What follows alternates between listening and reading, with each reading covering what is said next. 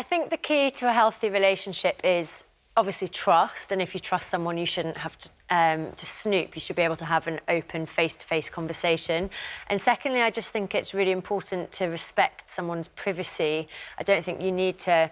I think sometimes when you look, you could take things out of context that might be innocent. And a phone is a place of work. It's a place where you talk about things with your friends, and I think it's also... Phone's not just a place of work, though, is it, Ashley? I mean, a phone can be all sorts of things. But my point is, it's everything. And I think once you start to snoop, you find things that might be innocent, completely taken out of context. And we all know what happens on, like, the friends' WhatsApp. It might be that someone shares a picture of someone that they've met online and you want to, like, encourage them, so you're like, wow, he's so hot, or whatever it might be. And then if someone's insecure and they're looking for things, they might take that and internalise it. And I think as well it shows a lack of respect for yourself if you feel maybe that you're not worth it or you're insecure. We all have different insecurities, and that's fine, but I just think it should be a face-to-face conversation. Trust and respect, Anelia, but also, as Ashley's saying, respect for yourself as well, that if you feel like you need to snoop, then maybe you don't have enough respect for your own self-worth. Well, me and my husband look down each other's phones, and looking is different to snooping. How was this established? Hold on. How did you establish with your husband that you were going to share... Was it... So one of our our marriage values is to be honest and open with each other. So that means that we're fine sharing information. And so that means that, you know, if I look down his phone, the chances are I already know what he's said to me and it's going to be on his phone and whatever. So that's fine. But I think snooping is the intention of finding something that you think your partner is hiding. You're going on a hunch, aren't you? Mostly people are snooping because they feel something's wrong. Exactly. And they want to either put their mind at rest. And I think that's absolutely fine. And I think that actually, if you are suspicious, or maybe you're concerned, because it might not be out of suspicion, or you think your partner's lying about something, they might be hiding something. It could be a health issue, it could be a concern about the kids, it could be anything.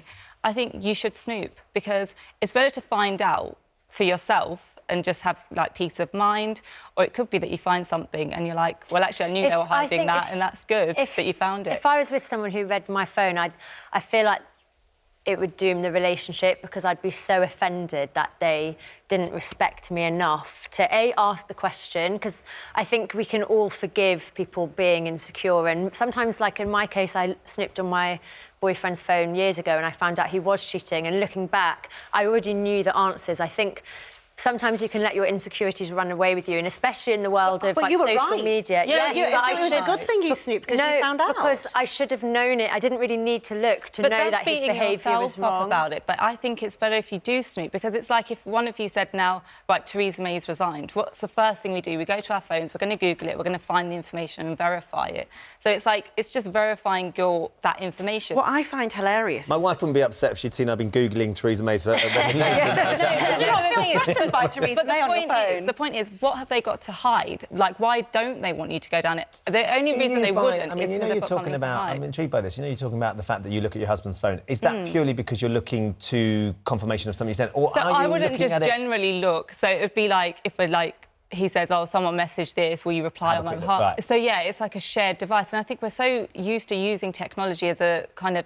It's a part of our lives. It's like an extension of us, that if you are willing to hide something on your phone, there must be a part of your life that you're hiding from your partner. But I think what you're saying is different. A shared device, I wouldn't mind if my boyfriend, I don't have one, but if my boyfriend were to be like, can I borrow your phone to call someone? And I was like, no. Then, of course, that would raise suspicions. And then But snooping, I think it just erodes the core elements of being in a relationship. If your partner is going to say no, definitely go and snoop. Yeah, but what if you... Because at what point in a relationship do you ask for the other person's PIN number on their phone? I think that is all about relationship boundaries. So, you know, if people are like, I'm not willing to give it, then you have to respect that as well. And I do understand your point of respecting yourself, respecting the other person. But if you've got a gut instinct, or that your partner's behaviour has changed, nobody knows your partner better than you do.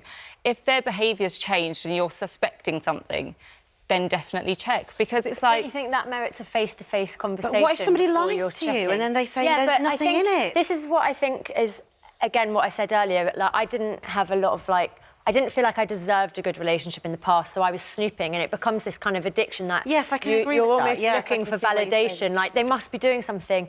Whereas if you know what you deserve, if you don't trust your partner and when you speak to them you still don't trust them, then you need to look at the longevity of that relationship, because I don't think snooping is the answer to Let's have a look at our poll. We have a Yeah. Twitter poll where we asked you, have you ever sneaked a look at your partner's phone or social media accounts? 43% of you said that you had. You'd snooped. Only 57% said no. What I love That's more than the national average. It is. What I love is, though, in some of the figures that came out, is that 13% of people said they've secretly, when their partner's asleep, got their I know, finger that is on. scandalous. I don't know how you would do that without waking the person up. I think it's human nature to want to protect yourself. So you generally would want to look and just to like verify information. I know you say about the kind of insecurities and trust issues, but it could just be that you do have insecurities and trust issues, and that the more you, because apparently in that If someone survey won't people give you the PIN frequently number look. to their phone, isn't that a bit odd? Because like you just think, well, why not? What's the But problem? also, I think we all could have, like, say, I could go into my next relationship after being cheated on, feeling insecure and worried that someone might cheat. But I think you should be able to be with someone that empowers you and also not carry baggage. Like maybe go for therapy so that you're not. Maybe the snooping is part of the process of building the trust, because then you keep seeing that actually they're not lying, Yeah. and you slowly wean yourself off of snooping. I suppose it comes down to what level of trust you have. So Jake on Twitter says, on Twitter says, my husband and I don't feel the need to phone snoop. We know each other's pins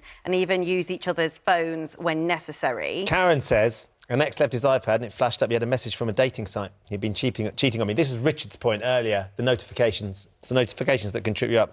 She had no idea, but I never tried to unlock it. She didn't need to because she'd already seen from the date if there's a message from a dating site coming up. And lots of you getting in touch saying, yeah, I check, and I'm not ashamed about checking. That's from Barbie. John says, regrettably, I checked. I had to prove my partner was lying and cheating. Would only do this though if I had a major doubt. Trust is paramount. The question is how you find the trust, isn't it? And also, if you know that someone's snooping, you're probably more likely to hide the evidence anyway, so maybe you're not going to find what you're looking for. And is sexting cheating? Yes. Yes. Yeah, there you go.